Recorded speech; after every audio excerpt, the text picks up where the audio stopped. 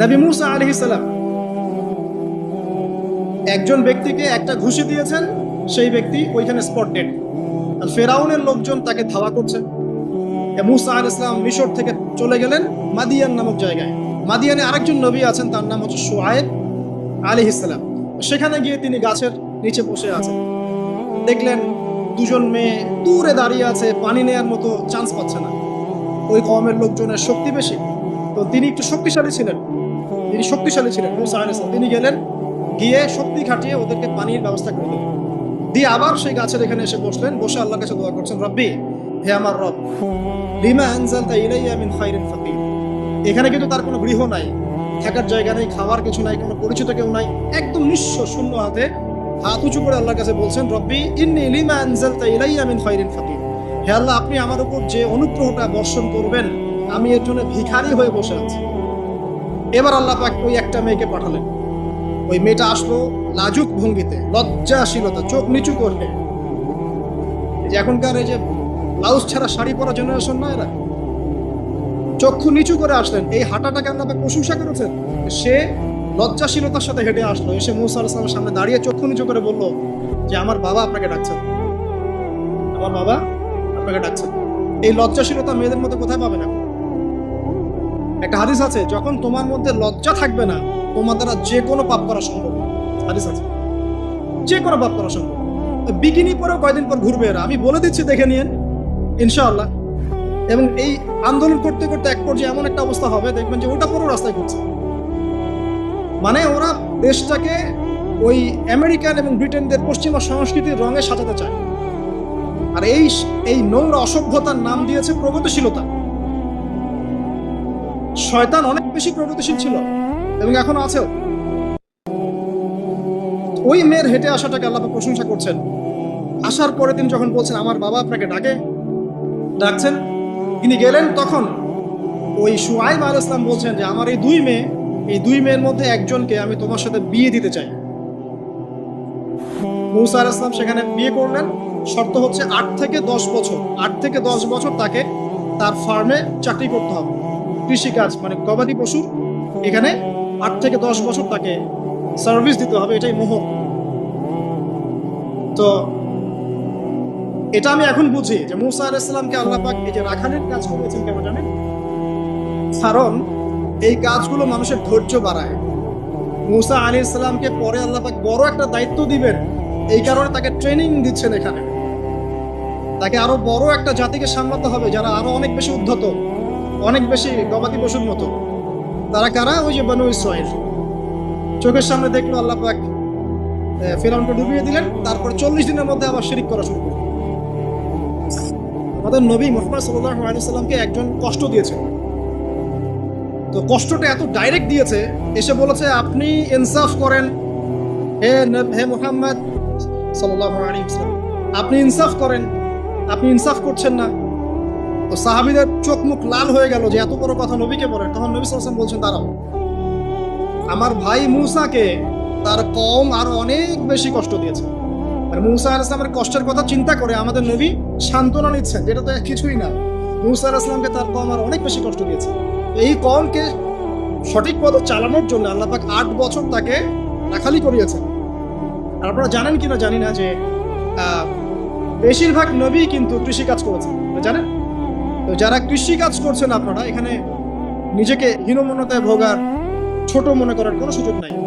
আপনি একটা নোবেল প্রফেশনের মধ্যে আছেন, খাঁটি প্রফেশন, ঠিক আছে? তো দেখেন, এবার মুসা আলাইহিস সালাম একজন ভালো গার্ডিয়ান পেলেন, তার নাম শুআয়ব আলাইহিস সালাম। সেখানে বাড়ি পেলেন, সেখানকার জামাই, তিনি চাকরি করছেন, মানে তার সবকিছুই অনুকূলে। ওই যে দোয়া কিন্তু কবুল হয়ে গেল। সতী পুত পবিত্র একটা মেয়ে আল্লাহ পাক তাকে দিয়ে দিলেন। কারণ মুসা আলাইহিস সালাম ছিলেন অনেস্ট। মুসা আলাইহিস সালাম ছিলেন একটা সৎ ব্যক্তি, অনেস্ট, যিনি কখনো অশ্লীল কোনো পথে পা বাড়ান নাই। ঠিক তেমন একজন মেয়েকে আল্লাহ পাক তার জীবন সঙ্গিনী করবেন। তাই আমাদের শিক্ষা হচ্ছে, আমরা যদি নিজেদেরকে পবিত্র রাখতে পারি, তোমাদেরকে বলছি, ইনশাআল্লাহ তুমি তোমার জীবনে পুত পবিত্র নেককার স্ত্রী পাবে। কিন্তু তোমরা যদি এখনকার এইসব প্রলোভনে পড়ে, যে না মদ, পর্ন, হাবিজাবি সবকিছুর মধ্যে ঢুকে যাও, মাদকের ইত্যাদির মধ্যে, পুত পবিত্র নারী আসবে না। দেখবা যে এমন নারী তোমার জীবনে আসছে যে নিজেও পবিত্র। কিফা কিরাম, আল্লাহ পাক ব্যালেন্স করেন সবসময়, ইল্লা মাশাআল্লাহ। শুধু তাই নয়, শুআয়ব আলাইহিস সালামের মতো একজন গার্ডিয়ান তিনি পেলেন, যিনি তাকে দ্বীনের পথে হেল্প করলেন। পরবর্তীতে মুসা আলাইহিস সালাম নবী হলেন।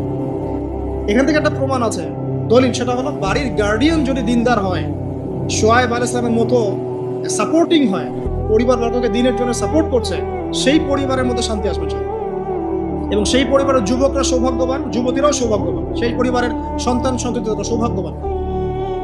তাই পরিবারের গার্ডিয়ান যারা আছেন, আজকের খুব শুনছেন, আপনারা সাপোর্টিভ হন, পরিবারকে দিনের ক্ষেত্রে সাপোর্ট দেন, একটা ভালো প্যারেন্টিং করেন, সন্তানদেরকে সুন্দর প্যারেন্টিংস এর মধ্যে নিয়ে আসেন। আসুন সামনে যাই, এবার একটু কনক্লুশনের দিকে যাচ্ছে। আসেন, তো কোরআনের পরতে পরতে এরকম দলিল আছে। আরো দেখবেন, ইয়াকুব আলাইহিস সালাম মৃত্যুবরণ করছেন, সন্তানদেরকে ডেকে বলছেন যে আমার পরে তোমরা কার ইবাদত করবে। মানে তিনি কনসিয়াস যে আমার পরে বাচ্চা কাচ্চারা আবার যেন বিভ্রান্ত হয়ে না যায়, তোমরা কার ইবাদত করবে ডেকে বলছেন। আর আমরা ওই সময় ডেকে বলতাম যে আমার ব্যাংকের 10 কোটি টাকা আছে, 1 কোটি ওকে দিস, আর 1 কোটি ওকে দিস, আমার জমি জমা একলা আছে, ওকে এটা দিস, ওকে এটা দিস। উনি ডেকে বলছেন তোমরা আমার পর কার ইবাদত করবে। সন্তানরা বলছে আমরা এক আল্লাহর ইবাদত করব, যার ইবাদত আপনি করেছেন, আপনার পিতাও করেছেন। সচেতন গার্ডিয়ান। সামনে যান, আপনি দেখবেন ইউসুফ আলাইহিস সালাম, যিনি যে জেলখানায় বন্দী হলেন, পরে মিশরের খাদ্যমন্ত্রীর দায়িত্ব পেলেন, তার বাবা ইয়াকুব আলাইহিস সালাম কাঁদতে কাঁদতে চোখ অন্ধ হয়ে গেল। দেখেন, যখন ইউসুফ আলাইহিস সালাম তার ভাইদেরকে বললেন এই যে রুমালটা, এই রুমালটা নিয়ে যাও, আমার বাবার চোখের উপরে দিবে, ইনশাল্লাহ সে দৃষ্টিশক্তি ফিরে পাবে। এটা পড়েন নাই মনে হয়, সূরা ইউসুফের মধ্যে আছে। এই রুমালটা যখন আমার বাবার চোখের উপর দিবে, তখন সে তার দৃষ্টিশক্তি ফিরে পাবে। তখন ওই রুমালটা যখন তারা বহন করে নিয়ে আসছেন, অন্ধ ইয়াকুব আলাইহিস সালাম তিনি বলছেন আমি দূর থেকেই ইউসুফের গন্ধ পাচ্ছি। সূরা ইউসুফ, ইউসুফ আর জুলাইখার প্রেম কাহিনী নয়। সূরা ইউসুফ হচ্ছে তার পিতা ইয়াকুব আলাইহিস সালাম এবং এই যে তার ছেলে ইউসুফ আলাইহিস সালাম, তাদের মধ্যে ভালোবাসার কাহিনী। এটা ভালো করে পড়েন, ভালো করে বুঝবেন। এখানে পিতার সন্তানের ভালোবাসাকে বোঝানো হয়েছে। এত ভালোবাসেন তিনি সন্তানকে। এখান থেকে শিক্ষা কি? শিক্ষা হচ্ছে পিতাদেরকে, সন্তানদেরকে ভালোবাসতে হবে, আদর করতে হবে, কাছে থেকে বোঝাতে হবে। সবসময় শাসনের লাঠি ঘোরানো যাবে না। সন্তান যদি হোঁচট খায়, তার হাতটা ধরতে হবে, ধরে বলবে বাবা কি হয়েছে, আমি তো তোমার সাথে আছি। মা কি হয়েছে, হতাশ কেন হচ্ছে, আমি তোমার সাথে আছি। একটা রেজাল্ট খারাপ হচ্ছে তো কি হয়েছে, আমি তোমার সাথে আছি। বাবা নামাজ পড়ো, বাবা কোরআন তেলাওয়াত করো, আল্লাহকে ডাকো, আল্লাহ তোমার সাথে আছে। ওকে কনফিডেন্স দিতে হবে। যখন পিছন থেকে সন্তানরা কনফিডেন্স পাবে, এই সন্তানরা বড় হয়ে আত্মবিশ্বাসী হবে। আর পিছন থেকে যখন আপনি তাকে সবসময় শাসন করতে থাকবেন, জুলুম করতে থাকবেন, এ বড় হয়ে আপনাকে বৃদ্ধাশ্রমে পাঠাবে না তো কোথায় পাঠাবে? সন্তান সন্ততিকে ভালোবাসতে হবে। এটা বলে রাখি, এখানে দেশে আবার 30টা বৃদ্ধাশ্রমও আছে। ইসলামে বৃদ্ধাশ্রমের কোনো জায়গা নাই। আর এখন আমি চলমান একটা পত্রিকা রিপোর্ট দেখলাম গুগলে, নাম করা পত্রিকা, নাম বলছি না। তারা বলছে এখন বৃদ্ধাশ্রম সময়ের দাবি। বৃদ্ধাশ্রম এখন সময়ের দাবি, নাউজুবিল্লাহ। আর ইসলাম বলছে সবচেয়ে সেরা অধিকার দিবে মাকে, তারপরে মাকে, তারপরে মাকে, তারপর বাবাকে। মায়ের পায়ের নিচে জান্নাত, বাবার সন্তুষ্টিতে আল্লাহর সন্তুষ্টি, এগুলো ইসলাম বলছে। আর এখনকার সভ্যতা আমাদেরকে বলছে যে বৃদ্ধাশ্রম এখন সময়ের দাবি। ইউসুফ আলাইহিস সালামকে যেভাবে ভালোবাসতেন তার বাবা, সন্তানকে ভালোবাসেন। আমাদের নবী মুহাম্মদ সাল্লাল্লাহু আলাইহি সাল্লাম মানুষকে যত ভালোবাসতেন, এর কারণ কি জানেন? ছোটবেলা থেকেই তাকে খুব ভালোবাসা দিয়ে মানুষ করা হয়েছে। তার মা তাকে ভালোবাসতেন, তার দুধ মা তাকে ভালোবাসতেন, তার দাদা আব্দুল মুত্তালিব তাকে সাথে করে নিয়ে ঘুরতেন, কাবার সামনে বসাতেন, বসিয়ে বলতেন তার নাম হচ্ছে মুহাম্মদ, প্রশংসিত। এই নামটা তখন আরবে কেউ রাখতো না। আমার এই নাতি, আমার এই ছেলের ছেলে ইনশাআল্লাহ এ বড় হয়ে নেতা হবে, এই কথা বলতেন। তাকে আত্মবিশ্বাস দিতেন। এমনকি তার দাদার ইন্তেকালের পর তার চাচা আবু তালেব মুসলিম না হয়েও সুদীর্ঘ সময় পর্যন্ত ভাতিজাকে সাপোর্ট দিয়েছেন। এই সাপোর্ট দেয়, কনফিডেন্স, এগুলো খুব ইম্পর্টেন্ট। এগুলোর ঘাটতি যখন হবে, তখন এই যুব সমাজ, পরিবারের সদস্যরা ফেড আপ হয়ে যাবে, মানসিক কষ্টে ভুগবে, মাদকের কাছে যাবে, অন্য একটা মেয়ের কাছে যাবে, পর্নে যাবে, আপনার মিউজিক্যাল ইনস্ট্রুমেন্টের কাছে যাবে। ঠিক আছে, আমরা শেষ করছি। তো এখান থেকে একটা শিক্ষা হচ্ছে যে আমাদের পরিবারের সদস্যদেরকে ভালোবাসা এবং তাদের প্রতি কনফিডেন্স দেয়া, তাদেরকে আল্লাহর পথে চলতে সাহায্য করা, ইনশাআল্লাহ দেখবেন যে তারা আপনাকে সম্মান করবে, আপনাকে একজন বন্ধু মনে করবে, যে না আমার পাশে কেউ আছে, আমি একা নই, এমনটা ফিল করবে। এটা খুব ইম্পর্টেন্ট।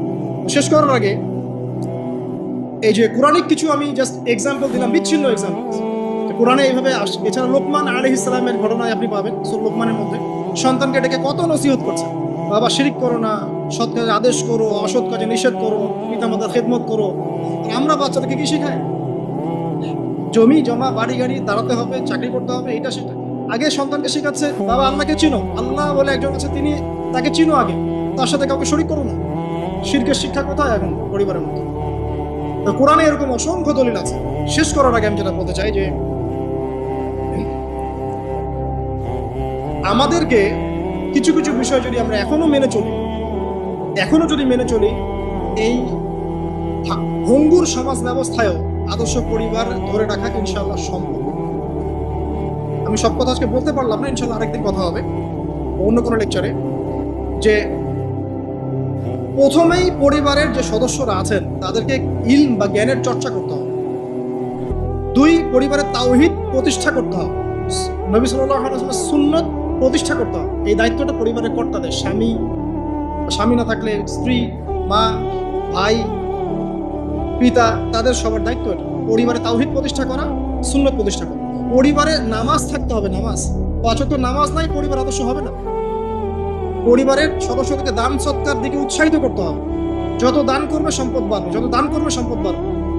দান কমিয়ে দিলে সম্পদ কমে আসবে। পরিবারের সদস্যদেরকে নৈতিকতা শিক্ষা দিতে হবে, মূল্যবোধ শেখাতে হবে, কালচার হিসেবে গড়ে তুলতে হবে। তারা সামাজিক, তারা সবার পাশে দাঁড়াতে চায়, সমাজ কল্যাণমূলক কাজগুলো উৎসাহিত করতে হবে। পরিবারের সদস্যদেরকে বুস্ট আপ করতে হবে, পিছন থেকে তাদেরকে আত্মবিশ্বাস দিতে হবে যে আমরা আছি তোমার সাথে, তুমি তোমার প্রতিভা অনুযায়ী সামনে যাও। যার যেখানে প্রতিভা সেখানে তাকে আত্মবিশ্বাস দিতে হবে। হ্যাঁ, তুমি লিখতে পারো, ভালো লিখো বাবা, তোমাকে টাকা পয়সার ফিকির করতে হবে না, তোমাকে জব ক্যারিয়ারের চিন্তা করতে হবে না, তোমাকে আল্লাহ পাক লেখার ক্ষমতা দিয়েছেন, লিখো, আল্লাহ ওখানেই রিজিক দেবেন ইনশাআল্লাহ। তুমি বলো, তোমাকে বলার ক্ষমতা আল্লাহ পাক দিয়েছেন, তুমি ভালো করে বলো। তুমি বিজ্ঞান ভালো পারো, বিজ্ঞান নিয়ে গবেষণা করো। তুমি ভালো খেলো, ভালো করে খেলো। মানে আপনাকে ওর প্রতিভা অনুযায়ী আপনাকে বুস্ট আপ করতে হবে, ইসলামিক রুলস মেনেই। 5 পাশে পর্দার বিধান চালু করতে হবে যাদের মধ্যে নাই, এটাকে শক্ত করে ধরতে হবে, হেলায় ফেলা ছেড়ে দেওয়া যাবে না। বাসার মধ্যে অপসংস্কৃতি যেগুলো আছে, বাইরের কালচার যেগুলো ঢোকে, এগুলো রাস্তা বন্ধ করতে হবে। ইন্টারনেট সেকশনগুলোকে লিমিটেড করতে হবে। এবং যা দেখবেন সবাই একসাথে দেখবেন, ড্রয়িং রুমে বসে। স্মার্টফোন এতে অ্যাভেলেবেল করে দিবেন না। এমনও কান্ট্রি আছে 18 বছর না হলে কেউ ফোন ইউজ করতে পারে না, আর আমাদের জন্মের পর থেকেই ফোন। বাচ্চার ওই ফোনটা দেওয়া মানে তার মস্তিষ্ক ড্যামারেজ, শেষ। দেখেন আপনি ফোনের কারণে কত পাপ করতেছে আল্লাহ। ফোনকে আমরা এখন আর কন্ট্রোল করছি না, ফোনই আমাদেরকে কন্ট্রোল করছে। এইগুলো বন্ধ করতে হবে। বাসার সদস্যদের খাওয়া দাওয়ার দিকে ফোকাস করতে হবে, তারা কি খাচ্ছে, কেমন খাবার খাচ্ছে, ফ্রেশ ফুডের ব্যবস্থা করতে হবে, কালচার্ড কথা বলতে হবে, সুন্দর করে কথা বলতে হবে তাদের সাথে। ঝগড়াঝাটি এগুলো দেখে যখন তারা অভ্যস্ত হয়ে যাবে তখন তো নৈতিকতার অবক্ষয় ঘটবেই। আরো কিছু বিষয় আছে, যেমন পরিবারে হৃদ্যতা, ভালোবাসা পিতামাতার মধ্যে আছে কিনা, স্বামী স্ত্রীর মধ্যে আছে কিনা, এই বিষয়টা যেন ছোটদেরকে ইফেক্ট না করে খেয়াল রাখতে হবে। এভাবে যখন ইফেক্টিভ প্যারেন্টিং আসবে, পরিবারে রিজিক হালাল, সলাত আছে, কোরআন আছে, জিকির আছে, তারা সমাজ কল্যাণমূলক কাজ করছে, ইসলামিক কমিউনিটির মধ্যে আছে, হ্যাঁ সবার সাথে একটা হৃদ্যতাপূর্ণ সম্পর্ক আছে, তখন দেখবেন এই পরিবারের সন্তানরা ইনশাআল্লাহ পরবর্তীতে গিয়ে ভালো কিছু করবে। এই পরিবারের মেয়েরা ইনশাআল্লাহ শালীন হবে, এবং তারা যখন অন্য কোনো ঘরে যাবে ওই পরিবারও ঠিক থাকবে। তো দিনের জ্ঞান, আমল, হালাল রিজিক, সুন্দর প্যারেন্টিংস, এগুলোর মধ্য দিয়ে আমরা আদর্শ পরিবার গড়তে পারবো ইনশাআল্লাহ। আল্লাহ পাক আমাদের সবাইকে তৌফিক এনায়েত করুন। আমি লেকচারটা এখানে শেষ করছি। তো শেষ করার আগে আমি জাস্ট একটা বই সাজেস্ট করবো আপনাদেরকে। আমার হাতে একটা বই আছে, ইনশাআল্লাহ পরবর্তীতে কোনো এক জুমায় বা কোনো একটা সেমিনারে ইনশাআল্লাহ শুধুমাত্র এই বইটার উপরে আমি আলাদা একটা স্বতন্ত্র লেকচার বা সেমিনারের আয়োজন করবো। বইটার নাম হচ্ছে প্যারেন্টিং, জাস্ট সন্তান প্রতিপালন। জাস্ট দেখাচ্ছি বইটা, জাস্ট সন্তান প্রতিপালন, প্যারেন্টিং। এটা টোটালি ইসলামিক বই। আমি এমন করে বলছি যে এটা ইসলামিক মূলনীতি এখানে একক ফিল্মেশেভাবে উপস্থাপন করা হয়েছে এমন নয় বিষয়, কারণ সমস্ত পরিবেশ পরিস্থিতি সাথে মিলিয়ে এ যুগে কিভাবে আপনি একজন সফল পিতা হবেন, সফল মা হবেন, সন্তানকে কিভাবে প্রতিপালন করবেন, এই বিষয়গুলো এখানে সুন্দর করে দেওয়া আছে। বইটা আপনারা কিনতে পারেন, আল্লাহ পাক আপনাদেরকে তৌফিক দান করুন। এগুলো আমি আমার নিজে থেকেই বলছি, এটা বলতে আমাকে উৎসাহিত করেন, আমি নিজে থেকেই বলছি, বইটা আমি পড়েছি, ভালো লেগেছে। তো আমরা দোয়া করি আল্লাহ পাক আমাদের সবাইকে আদর্শ ইসলামিক পরিবার করে দিন, আমিন। এবং যারা এখনো পরিবারে যায় নাই তাদেরকে আল্লাহ পাক সুন্দর, দিনদার, পবিত্র, নেককার স্ত্রী আল্লাহ পাক দান করুন। আমরা দোয়া করি যারা পরিবার গঠন করে ফেলেছেন এখন, তাদের মধ্যে যে ভুল ত্রুটিগুলো হচ্ছে এগুলোকে সংশোধন করার তৌফিক আল্লাহ পাক দান করুন। পরিবারের মধ্যে দ্বীনি জ্ঞানের চর্চা আল্লাহ পাক বাড়িয়ে দিন। পরিবারের মধ্যে তালিমের ব্যবস্থা করুন, পরিবারে হৃদ্যতা ভালোবাসার ব্যবস্থা করুন, বন্ধন শক্তিশালী করুন। আরো বলবো যে পরিবারের মধ্যে হালাল রিজিক আল্লাহ পাক ঢুকিয়ে দিন, হারাম থেকে বাঁচান। পরিবারে কোরআনের একটা চর্চা যেন প্রবাহমান থাকে, আল্লাহ পাক সেই তৌফিক সবাইকে দান করুন। আল্লাহ পাক আমাদের আপোষে যে ইখতিলাফগুলো, ভুল বোঝাবুঝিগুলো, এগুলো থেকে আল্লাহ রাব্বুল আলামিন আমাদের এই পরিবারগুলোকে হেফাজত করুন। যখন পরিবার সুন্দর হবে ইনশাআল্লাহ তাআলা সমাজটা ভালো হবে। সমাজ যদি ভালো হয় ইনশাআল্লাহ তখন সত্যিকারের একটা সোনার বাংলা আমরা পাবো ইনশাআল্লাহ। যে এখন যে চলমান সময় চলছে, এই যুগে যদি আত্মাটাকে দেহের রূপ দেয়া যায় আর দেহটাকে আত্মার রূপ দেয়া যায়, তাহলে দুর্গন্ধে কোনো মানুষ আমার কাছে আসবে না। বুঝাতে পারিনি মনে হয়। আমাদের সুন্দর দেহটাকে যদি আত্মা বানিয়ে দেওয়া হয় আর আমাদের কুৎসিত আত্মাটাকে যদি দেহ বানিয়ে দেওয়া হয়, এত বিভৎস দেখাবে, সামনে কেউ যাবে না। তো যেটা বলছিলাম, ধর্ম মুসলিমদের মধ্যেই ফাসাদ চলছে, ইকোনমিক সেক্টরে ফাসাদ, রিবা, দুর্নীতি, সুদ, ঘুষ, কমনে সবাই করছে। মুহাম্মদ সাল্লাল্লাহু আলাইহি ওয়াসাল্লামের উম্মত কিন্তু আমরা কিন্তু আল্লাহর সেই বান্দা যাদের পিতাকে আল্লাহ পাক ফেরেশতাদের সামনে সিজদা করিয়েছেন জ্ঞানের কারণে। সমাজের ক্ষেত্রে যান, দেখবেন সমাজের কাঠামোগুলো ভেঙে পড়ছে। প্রতিবেশী কে থাকে সেটাও মানুষ এখন জানে না, যে আমার পাশের বাসায় সেটা কে। একজন আরেকজনের উপকার করা, কাউকে ছাড় দেয়া দিন দিন কমে যাচ্ছে। দেখবেন কারো উপকার করা এটাকে মানুষ বিরক্তি মনে করছে। রাস্তাঘাটে চলবেন, কেউ ছাড় দিতে রাজি না। যে আপনার আগে যেতে পারবে সে সব ভাবখানা, কেউ ছাড় দিতে রাজি না। রাস্তার নিচু থেকে উঁচু শ্রেণী পর্যন্ত কেউ অন্যের স্বার্থে নিজের স্বার্থ বিসর্জন দিব, ছাড় দিব, এটা চিন্তা করা যাচ্ছে না। সমাজের কাঠামো কিন্তু ভেঙে গেছে। রাস্তাঘাটে দেখবেন বেপরদামি, প্রিমিক্সিং, জেনা, অশ্লীল মুভিজ। সমাজের কাঠামো বলে কিছু নাই এখন, যা আছে একটা খোলস, ভিতর থেকে এটা পুরো পচে গেছে। পচলো কার কারণে? আমার কারণেই তো, আমার আপনার কারণেই পচেছে। কিভাবে হচ্ছে আমি সেদিকে যাচ্ছি। আজকের লেকচারের এইটা সবচেয়ে মূল জায়গা। সেটা হচ্ছে আল্লাহ পাক আমাদেরকে স্ব পরিবার দিয়েছেন, তাই নাই? এবং এই পরিবারটা হচ্ছে একটা সমাজের গঠন একক। আমরা বলেছি না, গঠন একক। একটা জিনিস, একটা কোষ, তার মধ্যে গঠন একক আছে না, অণু পরমাণু আছে না। সমাজ হচ্ছে, সমাজের অণু বা পরমাণু হচ্ছে পরিবার। একটি সমাজে যদি 100টা পরিবার থাকে, তার মধ্যে যদি 90টা পরিবার সৎ হয়, আল্লাহওয়ালা হয়, ইসলামিক অনুশাসন মেনে চলে সত্যিকার অর্থেই, ইনশাল্লাহ ওই সমাজটা কিন্তু দেখবেন 8-10টা সমাজের চেয়ে ভালো থাকবে। আর একটা সমাজে মনে করেন 100টা পরিবার আছে, 90টাই ইসলামের বিরোধী শক্তি, ইসলামের এগেনস্টে চলে, ইসলামের কোনো পরোয়া নাই, আল্লাহ পাকের হুকুম মাহকামের 5 পয়সা পরোয়া। ওই সমাজের অবস্থা নিঃসন্দেহে দুনিয়াটাও ধ্বংস হবে, আখিরাতও ধ্বংস হবে। আর এই সমাজগুলোকে নিয়েই তো একটা রাষ্ট্র হয় নাকি? আর এইভাবে রাষ্ট্র নিয়েই তো বিশ্ব। তাহলে ক্ষুদ্রতম যে জায়গাটা সেটা কি? পরিবার। এই জায়গায় আল্লাহ পাক আপনাকে কর্তৃত্ব দিয়েছেন। এখানে কিন্তু আপনার উপর লাঠি কেউ ঘোরাচ্ছে না। আপনি অ্যাজ এ বাবা আপনি পরিবারের কর্তা, অ্যাজ এ স্বামী আপনি পরিবারের কর্তা, ভাই আপনি পরিবারের কর্তা। আমাদের প্রথম স্টার্টিংটা এই ফ্যামিলি থেকে করা উচিত। আল্লাহ পাক এই বিষয়ে কি বলছেন আমি একটা বলে সামনে যাই, যে ইয়া আইয়ুহাল্লাযীনা আমানু, হে মুমিনগণ। আমাদেরকে আল্লাহ পাক বলছেন, হে মুমিনগণ, কু আনফুসাকুম ওয়া আহলিকুম নার। তুমি নিজে জাহান্নামের আগুন থেকে বাঁচো। আগে নিজের চরকায় তুমি তেল দাও, নিজে জাহান্নামের আগুন থেকে বাঁচো। ওয়া আহলিকুম নার, তোমার যে পরিবারবর্গ আছে এদেরকে জাহান্নাম থেকে বাঁচাও। এই বাঁচানোটা কেমন দেখেন, আপনাদের বাসায় ছোট ছোট বাচ্চা কাচ্চা আছে না? আছে তো। একটা বাচ্চা যদি আগুন ধরতে যায়, ধরেন ও বোঝে না যে আগুন কেমন হবে, ছোট বাচ্চা, আল্লাহ না করুন, সে ধরেন একটা কয়েল ধরতে যাচ্ছে, কয়লা ধরতে যাচ্ছে, হ্যাঁ, আগুন হাত দিতে যাচ্ছে, তো আপনি কি করবেন? আপনি তাকে সেভ করার চেষ্টা করবেন। সে যদি বলে না আমাকে ছেড়ে দাও আমি ধরবই, আপনি প্রয়োজনে একটা থাপ্পড় দিয়ে হলে সরাবেন কেন, তাই না? এটা হচ্ছে বাঁচানো। আপনি আপনার শিশুটাকে এই যে হাতে আগুন নেওয়া থেকে বাঁচালেন। আল্লাহ পাক এটা বলছেন, নিজে বাঁচো, পরিবার বর্গকেও বাঁচাও। পরিবার বর্গ যদি শুনতে না চায়, না আমি জেনা করবো, না আমি গান শুনবো, না আমি মদ খাবোই, হ্যাঁ, না আমি এইটা করবো ওইটা করবো, যদি আপনি বুঝে থাকেন যে আপনার কথাটা হক, শাসন করে হলেও তো তাকে বারণ করতে হবে। এখানে আল্লাহ পাকের নসিহত হচ্ছে, তোমরা নিজেরা জাহান্নামের আগুন থেকে বাঁচো, পরিবার বর্গকে বাঁচো। কোন জাহান্নাম থেকে বাঁচবে? আলাইহা মালাইকাতুন গিলাযুন শিদাদ, যেই জাহান্নামে কঠিন কঠিন মনের ফেরেশতারা আছে, পাষাণ মনের ফেরেশতা। আল্লাহ পাক তাদের মনের মধ্যে কোনো দয়া মায়া দেন না। আমাদের মনে দয়া মায়া আছে না, এই দয়া মায়াও আল্লাহ পাক তাদেরকে দেন না। শুধু আযাব দেওয়ার মতো শক্তি সামর্থ্য এবং কঠিন একটা মন দিয়েছে। অন্য সূরায় আছে তাদের সংখ্যা 19 জন। কতজন? 19 জন, মানে তারা দায়িত্বশীল। বাকি আর যে কত হাজার লক্ষ কোটি আছে আল্লাহ বলেন আলাইহা তিসআতা আশার, আল্লাহ পাক বলেছেন।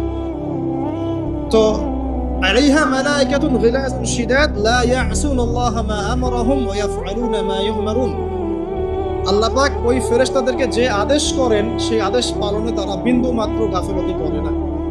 এই সব ফেরেশতা থেকে যারা জাহান্নামের প্রহরী, এই জাহান্নাম থেকে তুমি নিজে বাঁচো, তোমার পরিবারকে বাঁচো।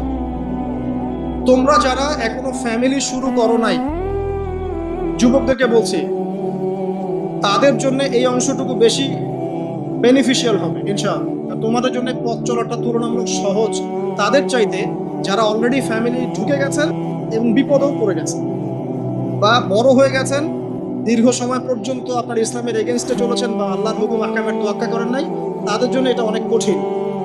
কিন্তু যারা এখনো ফ্যামিলি স্টার্ট করো নাই বা কেবল স্টার্ট করেছো বা করতে যাচ্ছ, তোমাদের জন্য এই অংশটুকু বেশি। আল্লাহ পাক এখানে একটা মূলনীতি দিয়ে দিলেন, নিজে বাঁচতে হবে, পরিবারকে বাঁচাতে হবে। আর আমি আগেই বললাম, পরিবার বাঁচলে সমাজ বাঁচবে, সমাজ বাঁচলে রাষ্ট্র বাঁচবে। আসেন প্রথমে আমরা দেখি যে কোরআন কি বলছে। আদম এবং হাওয়া আলাইহিস সালাম, মনে আছে? তাদের দুইজনকে আল্লাহ পাক পৃথিবীতে নামিয়ে দিয়েছেন না? যে ভুলটা তারা করেছেন সেই ভুলের ফল তারা দুইজনের সমানভাবে শেয়ার করে নিচ্ছেন না? বুঝতে পারছেন? আল্লাহর সীমা লঙ্ঘন করার পরে তাদেরকে যে আল্লাহ পাক নামিয়ে দিলেন পৃথিবীতে, এখন এই যে লম্বা সময় তাদেরকে পৃথিবীতে থাকতে হবে, পৃথিবীর এইসব ভোগান্তি পোহাতে হবে, হ্যাঁ, জান্নাতের সেই নাজ নেয়ামত থাকছে না, এই যে কষ্টের পথ চলা, এই পথ চলাতে কি স্বামী স্ত্রী একসাথে না?